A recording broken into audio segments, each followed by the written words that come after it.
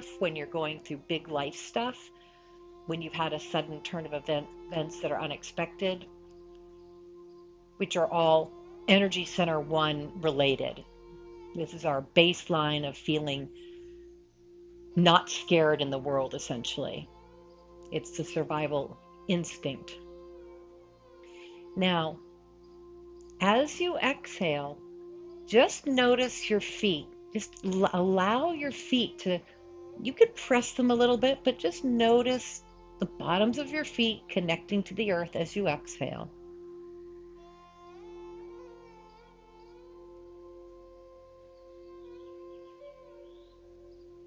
And then further activation.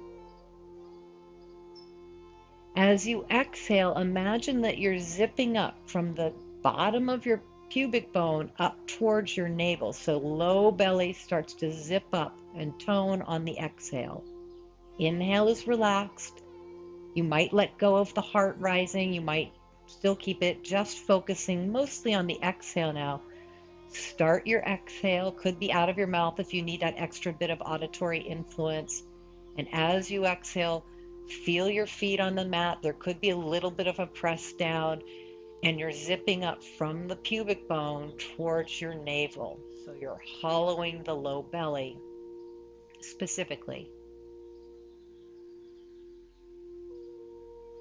And if you want to go deeper, zip up from the pubic bone as you lightly press your feet down, up, up, up, up, up to what feels like the underneath of the front bottom rib cage, up towards your diaphragm. And that's now beginning to activate Uddiyana Bandha, upward rising lock.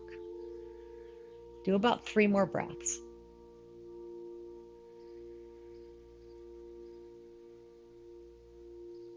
Now in yoga world, there's a lot of controversy whether to do bandhas only with pranayama, only with breath, or in a practice. I think you can play around with that idea. I will say this, it's a great tool to focus you. It's hard to focus on the alignment of this, that, and the other thing, and activation. So I'm going to throw it in throughout the practice, but just know that there's a reason why we tend to do it with the breath, because it's a little bit easier to concentrate with just the breath without movement. Okay, so there we have it. Reach your legs long now, flex your feet. And we're just going to move as you inhale, point your toes, reach your arms. This would be like Tadasana, standing up, lifting the heels. And as you exhale, lower your arms, flex your feet. As you inhale, reach your arms, point. And as you exhale, flex your feet, lower your arms. Now you may, on your exhale, imagine that you're lifting your pubic bone up to your diaphragm, or your low belly to your belly button, or your pubic bone to your belly button. You could see if you can find that here on the exhale. Zip it up. If it makes sense, if that's like, I don't really get it, or better still, like what we talked about yesterday, just trusting that you can do your movement really easy and it's still going to give you benefit. Just because it's easy doesn't mean it's not doing anything. Okay, if you can, you add the head turn to one side when your arms come down, adding a little bit of neck opening here.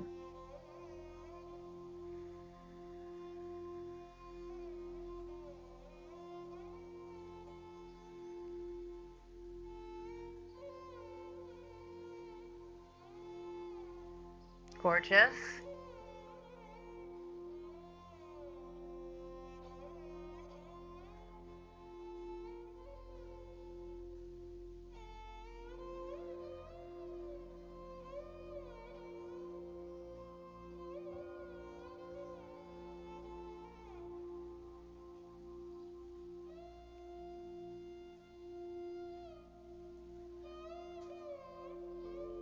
Come back through center, reach both arms overhead.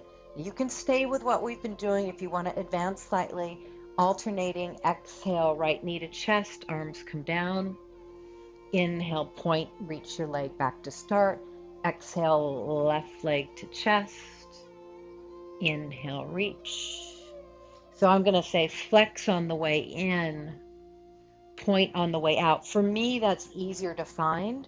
You might find that it's the opposite. Doesn't much matter. I'm just adding a little bit of ankle work, a little bit of gentle calf work into the movement pattern. And because I'm having us reach the leg all the way back out versus putting the foot flat to the floor, it's a little bit harder right out of the gate. So if you're having struggle with your low back, the solve would be to bend your knees, inhale, and exhale, do the work with the knees bent. So that makes it much softer if you need something softer.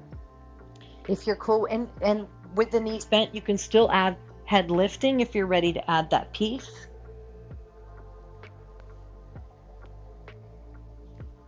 Keep your hips quite still. So keeping the back of the pelvis from rocking side to side will probably tone the pelvic floor, which inherently is a Mula Bandha idea, right?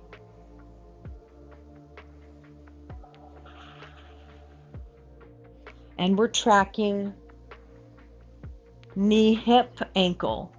Good, Barbette. Good. One more each side. And we'll all bend our knees. Just a couple more. Start with bent knees, easy. Again, inhale, arms overhead. It'll be 2 knees to chest. Exhale. Inhale, arms overhead.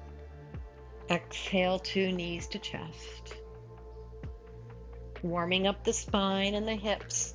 Warming up the core. Add head lifting if that feels right to you. Deborah.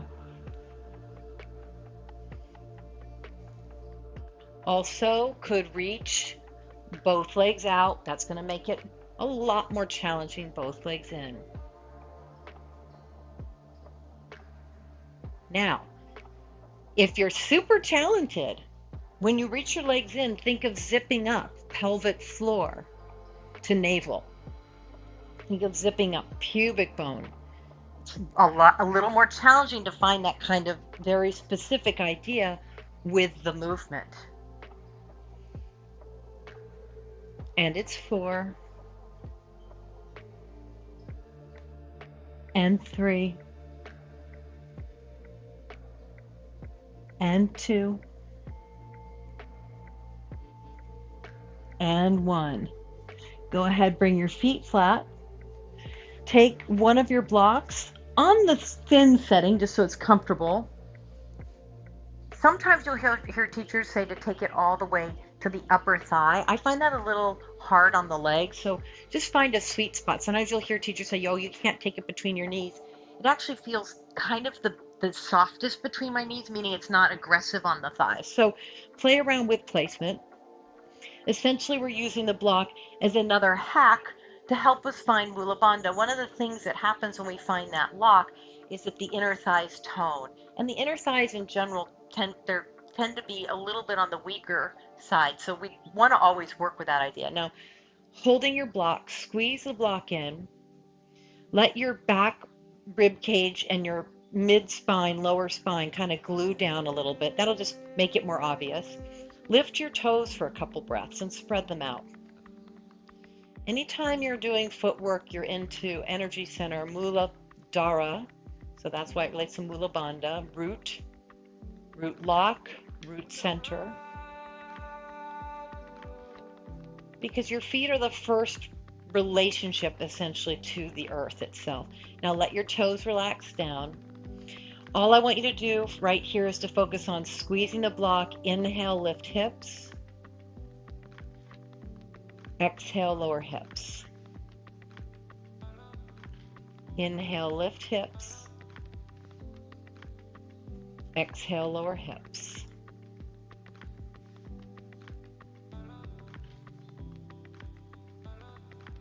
Couple more, moving in and out of a low bridge pose. Don't worry about going up too high here.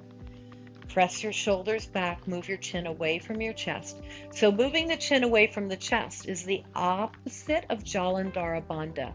If you wanted to add throat lock, you would tuck your chin down and flatten your neck, which isn't inherently a bad idea, but for a lot of us, we already have our neck in this direction from sitting in chairs and forward head tilt. So this is a big flexion for your neck.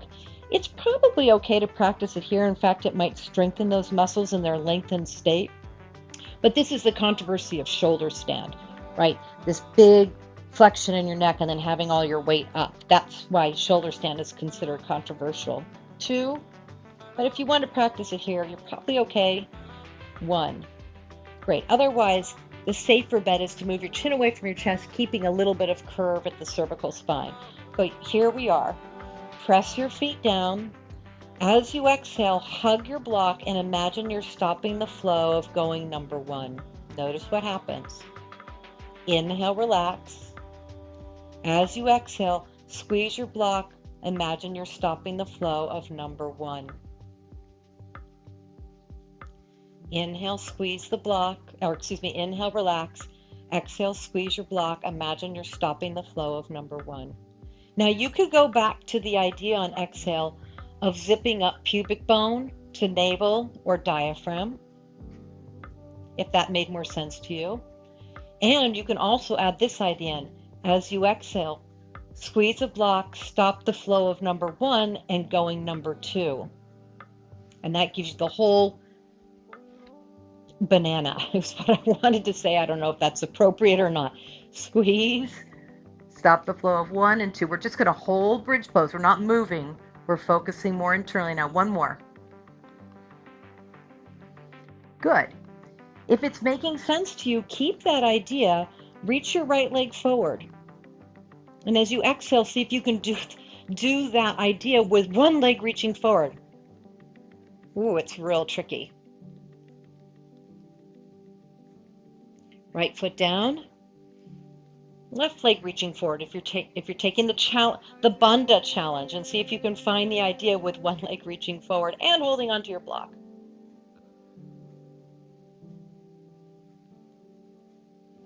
And release. Everything comes down. Move your block out of your way. Exhale, hug both knees to your chest. Take a deep breath in. If you want to go deeper, lift up, stretch. Lift your upper body, rather, stretch. And do one more thing to get into the inner thighs. Old school, meaning before the 90s, so earlier in the 90s, we would always do this one with fists underneath our lower back. Okay? If your hamstrings are really free and open, and some of yours are, you don't need fists under your back. I'm going to show fists under back. And then you're going to point your toes, make your legs as straight as they can be. Cross, cross, cross, cross, cross, cross. Keep your legs as straight as they can be. Good, Penny. Good. Now, good, Stevie M. This one upright with your legs, this guy's like a soft inversion with movement. Not too much work for the core, a little bit of work for the inner thighs, kind of flushing the system out with the movement. If you want to make it more challenging, bring your legs down kind of like on a 45-degree angle. So not all the way down, half the way down, not even half the way down. And good, Sid, cross, cross, cross. And then the lower you go to the floor, obviously, the more challenging it becomes in the core area. Great, David. Awesome. Great, Shoshana. Here we go. It's 10. It's 9. I have a funny way of counting. It's 8. It's 7. You can always bring your legs higher. It's 6. It's 5. It's 4. It's 3. And 2. Good, Sandy. And 1, 1, 1, 1. Come everything back in. Hug knees to chest. Take a deep breath in. And a full breath out. Bring your knees out towards your armpits. Lift your ankles up. Hold your ankles, the back of your knees or your feet. Come into a nice happy baby pose. You couldn't get more chakra 1 than this pose in some ways, because it's like the first thing that happens is this energy center. Being born and being grown are very chakra one experiences, which means reach one leg out, get a little stretch in your inner thigh. That a lot of this energy center relates to things that happen before you're verbal. So stuff that you can't always put into words, but you feel very deeply. Go to the other side.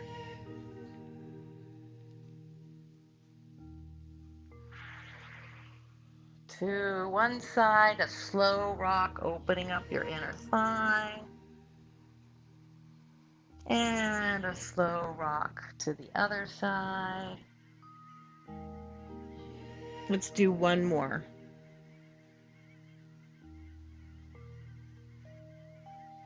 And one more.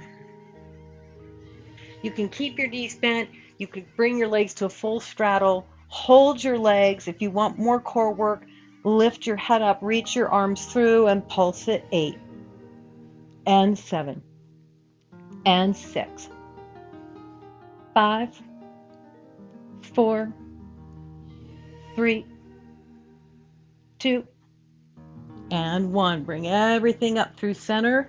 Lower your feet. Move your hips a little to the right. Take an easy twist to the left so we can have a nice twist on the way to our transition.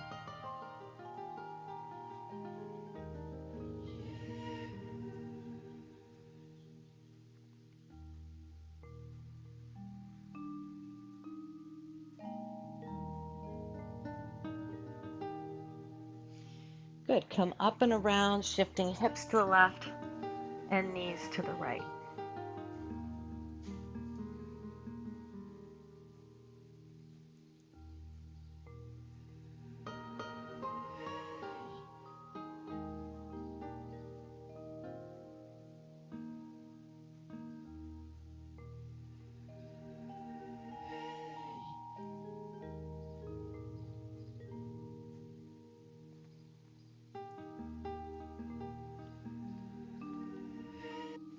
Great. Come up and around into an easy seat. We're just here for a moment. So, as you've already experienced, keeping an idea of bandha activation with movement, it's a lot of balls